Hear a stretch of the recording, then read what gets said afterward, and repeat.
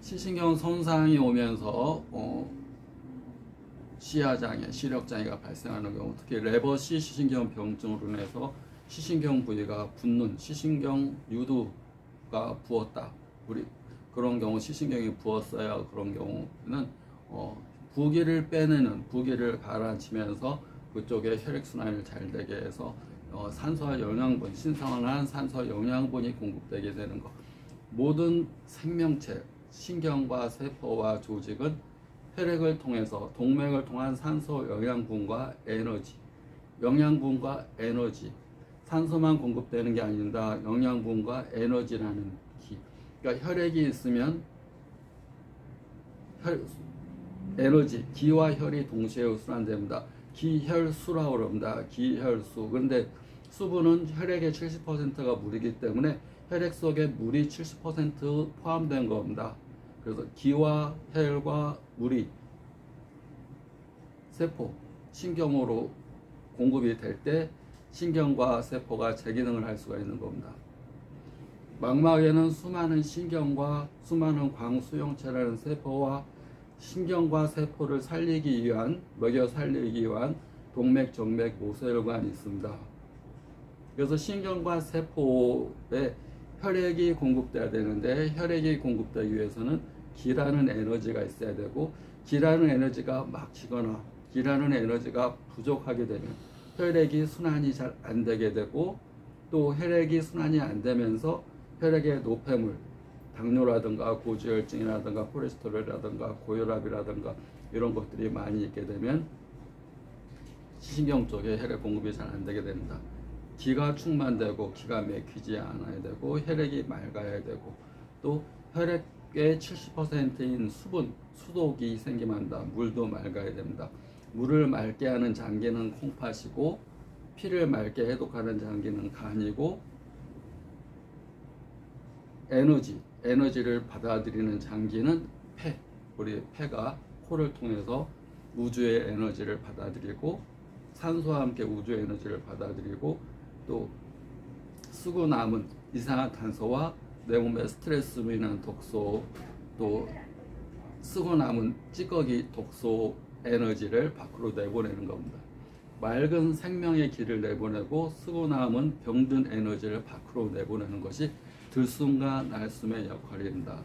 동맥과 정맥이 산소 영양분과 에너지를 신경과 세포에 공급한다면, 정맥은 노폐물과 찌꺼기, 이산화탄소, 쓰고 남은 에너지, 이산화탄소, 찌꺼기를 정맥을 통해서 배출하는 겁니다. 그 기능이 안 되게 되면 세포는 손상이 오고, 레버시 시신경 병증도 원인을 모르는 시신경 병증입니다. 선천성이라는 것은 어떻게 보면 우리가 원인을 모를 때 알러지, 모르겠어요, 알러지, 모르겠다, 과민 반응이다, 그럴 때 선천성이라는 병을 붙인다. 잘 모르겠는데, 원인을 찾아도 모르겠는데, 원인을 못 찾겠어. 뭐가 원인인지. 원래 인과가 되는데 원인과 결과가 이렇게 해야 되는데 원인이 뭔지 모르겠어. 하여튼 시신경이 갑자기 시력이 나빠져가지고 시신경의 손상이 와. 그래서 레버시라는 사람이 이것은, 이런 병증은 레버시 시신경 병증이고 원인은 선천성, 유전적인 것 같다. 유전적으로 이어진다. 근데 유전적으로 다 이어지는 게 아니라 우성 열성에서 이어지는 자식이 있고 이어지지 않는 자식이 있다. 그래서 유전적인 거를 집착하게 되면 치료를 안 해버린다. 유전인데 뭐 어떻게 하겠어. 그런데 우리가 유전자가 있습니다. 타고날 때 우리가 XXXY, 남자는 XY, 여자는 XX 유전자가 있어서 유전자 배열이 있고, 유전자에서 단백질을 분비하면서 질병을 유발하기도 하고, 우리 생리를, 대사를 건강하게 하게 하기도 합니다. 그런데 유전자에 큰 영향을 미치는 것이 사람의 의지, 생각. 어떤 의지가 있느냐에 따라서 유전자가 병든 에너지, 단백질을 분비하기도 하고, 유전자 타고났지만 의지가 그 유전자에 대해서 허용하지 않으면 병든 유전자가 나오지 않습니다. 그래서 우리가 후성 유전학이라고 얘기를 합니다. 선천적으로 타고난 대로 우리는 사는 게 아니야. 후천적, 후성 후천적으로 자기가 의식을 자꾸 하게 되면, 의식을 깨어있게 되면, 의식의 수준이 높아지게 되면 타고난 대로 사는 게 아니라 내가 의식한 대로 사는 거다. 우리는 의식의 대표적인 게 있습니다. 호흡은 우리가 타고난 대로 이렇게 합니다. 폐호흡은. 그런데 우리가 의식적 호흡을 하게 되면 단전 호흡을 하게 됩니다. 그러면서 그냥 호흡은 아무 생각 없이 합니다. 그런데 우리가 의식적 호흡을 하게 되면 생명의 에너지와 산소가 들어와서 우리 동맥 정맥처럼 산소와 에너지가 들어와서 내 조직과 세포, 신경에 에너지를 전달하고 이산화탄소와 노폐물, 스트레스로 인한 독소, 내 몸의 유독가스, 에너지가 대변으로만 나가는 게 아니라 소변 대변으로 나가는 것만 아니라 땀구멍을 통해서, 코를 통해서 외부적으로 독소가 나간다. 우리는 피부 호흡을 하는 겁니다. 피부로도 호흡하고 코로도 호흡하고.